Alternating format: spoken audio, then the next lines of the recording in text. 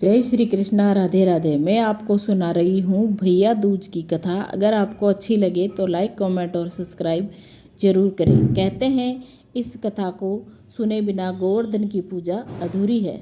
एक बुढ़िया माई थी, उसके 7 बेटे और एक बेटी थी।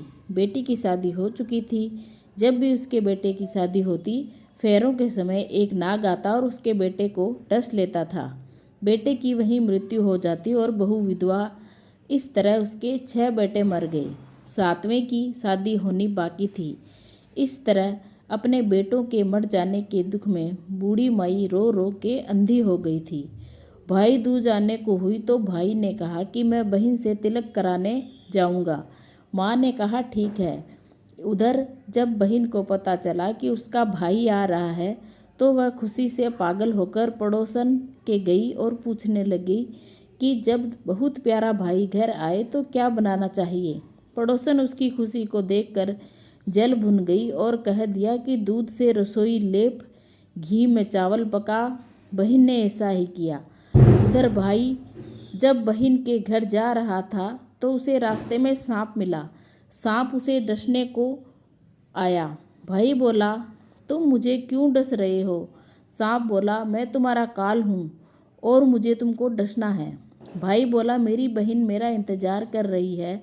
मैं जब तिलक करा के वापस लौटूंगा तब तुम मुझे डस लेना। सांप ने कहा, भला आज तक कोई अपनी मौत के लिए लौट के आया है जो तुम आओगे? भाई ने कहा, अगर तुझे यकीन नहीं है तो तू मेरे झोले में बैठ जा। जब मैं अपनी बहन से तिलक कर लूँ तब तू मुझे डस लेना। सांप ने ऐसा ही किया। भाई बहन के घर पहुँच गया। दोनों बड़े खुश हुए। भाई बोला, बहन जल्दी से खाना दे, बड़ी भूख लगी है। बहन क्या करे, न तो दूध की रसोई सूखे न ही घी में चावल पके। भाई ने पूछा, बहन इतनी देर क्यों लग रही है? तू क्या पका रही है?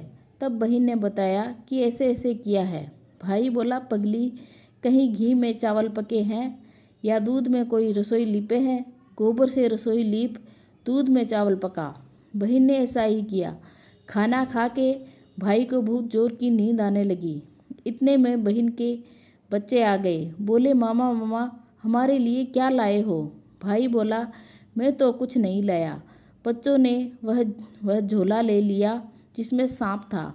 जैसे ही उसे खोला उसमें से हीरे का हार निकला। बहन ने कहा, भैया तूने बताया नहीं कि तू मेरे लिए इतना सुंदर हार लाए हो। भाई बोला, बहना तुझे पसंद है तो तू ले ले, मुझे हार का क्या करना है। अगले दिन भाई बोला, अब मुझे जाना है, मेरे लिए खाना रख दे। बहन ने अपने लिए उसके लिए लड्डू बना के एक डब्बे में रख दिए। भाई कुछ दूर जाकर थक कर एक पेड़ के नीचे सो गया। उधर बहन के जब को भूख लगी तो माँ ने कहा कि खाना दे दो।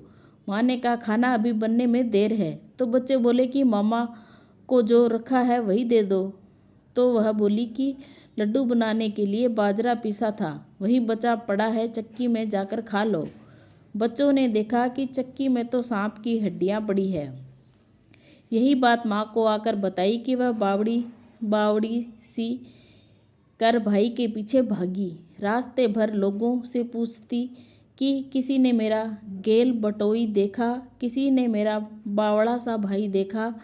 तब एक ने बताया कि कोई लेटा तो है पेड़ के नीचे, देख ले वहीं तो नहीं। भागी भागी पेड़ के नीचे पहुंची। उसने भाई को नींद से उठाया। भैया भैया कहीं तूने मेरे लड्डू लड्डू तो नहीं खाए? भाई बोला, ये ले तेरे लड्डू, नहीं खाए मैंने, ले दे के लड्डू तो दिए हैं। उसके पीछे पीछे आ गई। बहन बोली, नहीं भाई तू झूठ बोल रहा है, जरूर तूने खाया है। अब तो मैं तुम्हारे साथ चलूँगी। भाई बोला, तू न मान रही है तो चल फिर। चलते चलते बहन को प्यास लगी। वह भाई को कहती है, मुझे पानी पीना है। भाई बोला, अब मैं यहाँ तेरे लिए पानी कहाँ से लाऊं? देख दूर कहीं चील उड़ रही है, चली जा वहाँ, शायद तुझे पानी मिल जाए। तब बहन वहाँ गई और पानी पीकर जब लौट रही थी तो रास्ते में देखती है एक जगह जमीन में 6 शिलाएं गड़ी है और एक शिला गड़े रखी हुई थी। उसने एक बुढ़िया से पूछा कि ये शिलाएं कैसी है? उस बुढ़िया ने बताया कि एक बुढ़िया है, उसके 7 बेटे थे। 6 बेटे की शादी के मंडप में ही मर चुके हैं, तो उसके नाम की ये शिलाएं जमीन में गड़ी है। अभी 7वें की शादी होनी बाकी है। जब उसकी शादी होगी तो वह भी मंडप में ही मर जाएगा, तब यह 7वीं शिला भी जमीन में गड़ जाएगी। यह सुनकर बहन समझ गई कि ये शिलाएं किसी और की नहीं बल्कि उसके भाइयों के नाम की है। उसने उस बुढ़िया से अपने भाई को बचाने का उपाय पूछा। बुढ़िया ने उसे बतला दिया कि वह अपने 7वें भाई को कैसे बचा सकती है। सब जानकर वह वहाँ से अपने बाल खुले करके पागलों की तरह अपने भाई को गालियाँ देती हुई चली। भाई के पास आकर बोलने लगी, तू तो जलेगा कुटेगा मरेगा। भाई उसके ऐसे व्यवहार को देखकर चौंक गया, पर उसे कुछ समझ नहीं आया। इसी तरह दोनों भाई बहन माँ के घर पहुँचे। थोड़े समय के बाद भाई के लिए सगाई आने लगी। उसकी शादी तय हो गई। जब भाई को सेहरा पहनाने लगे तो वह बोली, इसको क्यों सेहरा बांधेगा? सेहरा तो मैं पहनूंगी, ये तो जलेगा मरेगा। सब लोगों ने परेशान होकर सेहरा बहन को दे दिया। बहन ने देखा उसमें कलंगी की जगह सांप का बच्चा था। बहन ने उसे निकाल कर फेंक दिया। अब जब भाई घोड़ी चढ़ने लगा तो बहन फिर बोली, ये घोड़ी पर क्यों चढ़ेगा? घोड़ी पर तो मैं बैठूंगी, ये तो जलेगा मरेगा। इसकी लाश को चील को वे खाएंगे। सब लोग बहुत परेशान। सब ने उसे घोड़ी पर भी चढ़ने दिया। अब जब बारात चलने को हुई तब बहन बोली, ये क्यों दरवाजे से निकलेगा? ये तो पीछे के रास्ते से जाएगा। दरवाजे से तो मैं निकलूंगी। जब वह दरवाजे के नीचे से जा रही थी तो दरवाज़ा अचानक गिरने लगा। बहन ने एक ईंट उठाकर अपनी चुनरी में रख ली। दरवाज़ा वहीं का वहीं रुक गया। सब लोग को बड़ा अचंभा हुआ।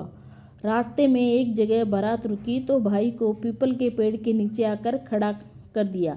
बहन कहने लगी, ये क्यों छाँव में खड़ा होगा? ये तो धूप में खड़ा होगा। छाँव में तो मैं खड़ी होऊंगी।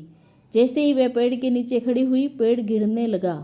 बहन ने एक पत्ता तोड़कर अपनी चुनरी में रख लिया। पेड़ वहीं का वहीं रुक गया। अब तो सबको विश्वास हो गया कि ये बावली कोई जादू टोना सीख कर आई है, जो बार बार अपने भाई की रक्षा कर रही है। ऐसा करते करते फेरों का समय आ गया। जब दुल्हन आई तो उसने दुल्हन के कान में कहा, अब तक तो मैंने तेरे पति को बचा लिया, अब तू ही अपने पति को और साथ में ही अपने मरे हुए जेठों को बचा सकती है। फेरों का समय एक नाग आया। वो जैसे ही दूल्हे को डसने को हुआ, दुल्हन ने उसे एक लोटे में भर के ऊपर से प्लेट में बंद कर दिया। थोड़ी देर बाद नागिन लहर लहर करती आई। दुल्हन से बोली, मेरा पति छोड़। दुल्हन बोली, पहले तू मेरा पति छोड़। नागिन ने कहा, ठीक है, मैंने तेरा पति छोड़ा। दुल्हन, ऐसे नहीं, पहले 3 बार बोल। नागिन ने 3 बार बोला। फिर बोली कि अब मेरे पति को छोड़। दुल्हन बोली, एक मेरे पति से क्या होगा? हंसने बोलने के लिए जेठ भी तो होना चाहिए, एक जेठ भी छोड़। नागिन ने जेठ के भी प्राण दे दिए। फिर दुल्हन ने कहा, एक जेठ से लड़ाई हो गई तो एक और जेठ, वो विदेश चला गया तो तीसरा जेठ भी छोड़। इस तरह एक एक करके दुल्हन ने अपने 6 जेठ जीवित करा लिए। उधर रो रो के बुढ़िया का बुरा हाल था कि अब तो मेरा 7वां बेटा भी बाकी बेटों की तरह मर जाएगा। गांव वालों ने उसे बताया कि उसके 7 बेटे और बहुएं आ रही है। तो बुढ़िया बोली, अगर यह बात सच है तो मेरी आंखों की रोशनी वापस आ जाए और मेरे सीने से दूध की धार बहने लगे। ऐसा ही हुआ। अपने सारे बहू बेटों को देखकर वह बहुत खुश हुई। बोली, यह तो मेरी बावड़ी का किया है, कहाँ है मेरी बेटी? सब बहन को ढूंढने लगे। देखा तो वह भूसे की कोठरी में सो रही थी। जब उसे पता चला कि उसका भाई सही सलामत है तो वह अपने घर को चली। उसके पीछे पीछे सारी लक्ष्मी भी जाने लगी। बुढ़िया ने कहा, बेटी पीछे मुड़ के देख, तू सारी लक्ष्मी ले जाएगी तो तेरे भाई भाभी क्या खाएंगे? तब बहन ने पीछे मुड़ के देखा और कहा, जो माँ ने अपने हाथों से दिया वह मेरे साथ चल, बाद बाकी का भाई भाभी के पास रहे। इस तरह एक बहन ने अपने भाई की रक्षा की। यह है भाई दूज की पौराणिक कथा।